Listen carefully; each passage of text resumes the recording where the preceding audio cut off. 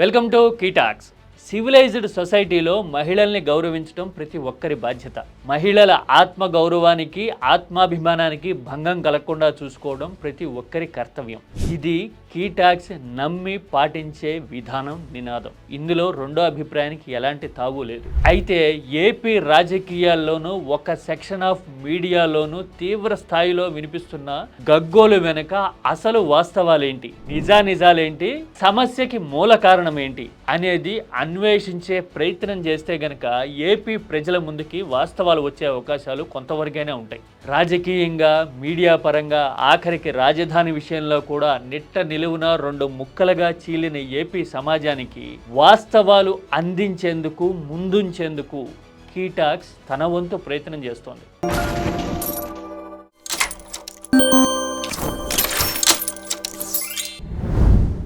ఏపీలో ఎదుటివారికి చెప్పేటందుకే నీతులు ఉన్నాయి అనే పాట రోజు నిజమవుతున్నట్టుగా కనపడుతుంది. రాజకీయాల్లో చూడండి, ఫలానా వాళ్ళు ఇలా చేసేశారు అని గగ్గోలు పెట్టడము, మీడియాలో ప్రచారం చేయించి అధికారంలోకి రావడం చూసుంటాం. తీరా వచ్చిన తర్వాత తాము కూడా అదే విధానాలు, అదే భాష, అదే వైఖరి అనుసరించడం అనేది చూస్తూ ఉంటాం. అలా చేస్తున్నప్పుడు మరి ఎదుటి వాళ్ళని నిందించే, ప్రశ్నించే, వేలెత్తి చూపించే పరిస్థితి ఉంటుందా అనేది ఇక్కడ ప్రధానమైన విషయం. ఒక మహిళని అమ్మ అని పిలవడాన్ని కూడా తప్పుబడుతూ వక్ర భాష్యాలు చెప్తూ జిగుప్సాకరంగా మాట్లాడిన సన్నివేశాలు ఏపీలో చాలా కనిపించాయి.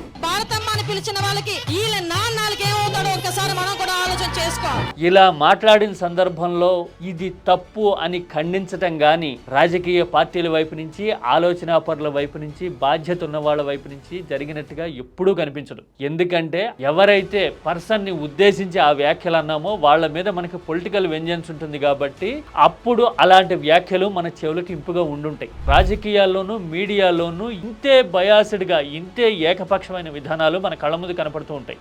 అవునా, తప్పులు చేసే వాళ్ళకి ఒత్తాసు పలుకుతారా, ఇది ఎక్కడ ఘోరం, ఇది ఎంత దుర్మార్గం, ఇది ఎక్కడి రాజకీయ తీవ్రవాదం అని ఇప్పుడు చాలా మంది మాట్లాడుతూ ఉన్నారు.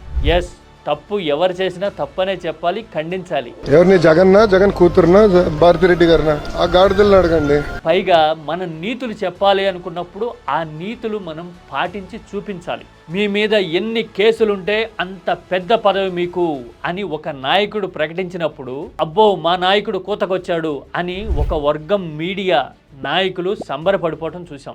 అదేంటి, చట్టాన్ని చేతుల్లోకి తీసుకునే తరహాలో ఇలాంటి ప్రకటన చేయకూడదు కదా అనే ఖండన, అబ్జెక్షను ఆ రోజుల్లో ఎప్పుడూ రాల.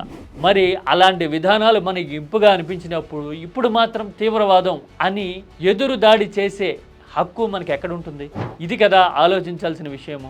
ఆ తర్వాత ఫలానా ఛానల్లో ఫలానా వ్యాఖ్యలు వచ్చాయి కాబట్టి ఆ ఛానల్ స్థాపించినప్పుడు అందులో భాగస్వామిగా ఉన్న ఆ నాయకుడు క్షమాపణ చెప్పాలి అని చంద్రబాబు డిమాండ్ చేయడం అనేది ఇప్పుడు కళ్ళ ముందు కనబడుతోంది. భక్తుల ప్రాణాలు గాల్లో కలిసిపోయాయి, ఇందులో నిర్లక్ష్యం ఉంది, క్షమాపణ చెప్పాలి అని అడిగితే మేం క్షమాపణ చెప్పినంత మాత్రాన ప్రాణాలు తిరిగి వస్తాయా అని బ్లేటెంట్గా తిప్పి కొట్టడాన్ని మనం ఈ మధ్య కాలంలోనే చూసాం.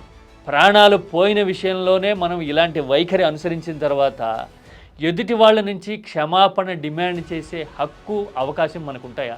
నైతికత అంటే కేవలం ఎదుటివాడి మీద విధించే శిక్షగా ఉండకూడదు, మనం పాటించే జీవన విధానంగా ఉండాలి. అలా లేనప్పుడు ఈ ఫ్రిక్షన్ అనేది రాజకీయాలకి, సమాజంలో ఒక బైపోలార్ డివిజన్కి, రెండు ముక్కలు చేయడానికి కారణం మాత్రం, హేతువు మాత్రమే అవుతుంది.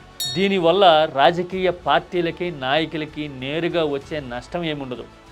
మహా అయితే ఎమోషన్స్ రగులుతాయి, రాజకీయం మరింత ముదురుతుంది. వచ్చే ఎన్నికల నాటికి ఇవన్నీ 1+1 మోడల్లో యాడ్ అయ్యి, జమ అయ్యి, కల్మినేషన్కి వెళ్తాయి. ఒక విభిన్నమైన తీర్పు రావడానికి కారణం అయితే కావచ్చు.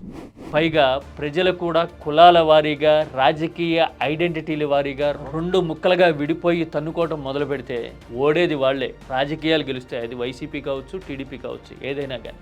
ప్రజల్లో విచక్షణని చంపేసి కేవలం తమ ఎజెండానే జెండాగా ఎగరేస్తున్న రాజకీయం ఆడుతున్న గేమ్లో ఏపీ విక్టిమైజ్ అవుతోంది అనే విషయం ఈ మనోభావాలు, మట్టిగడ్డల పంచాయతీతో మరోసారి రుజువవుతుంది. కేవలం ఒకవైపు వేలెత్తి చూపించి పబ్బం గడుపుకునే ఇలాంటి ఎత్తుగడలకి ఏపీ భవిష్యత్తే మూల్యం కాబోతోంది.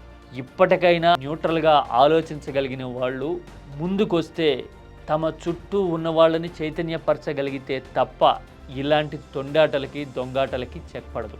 This is key talks.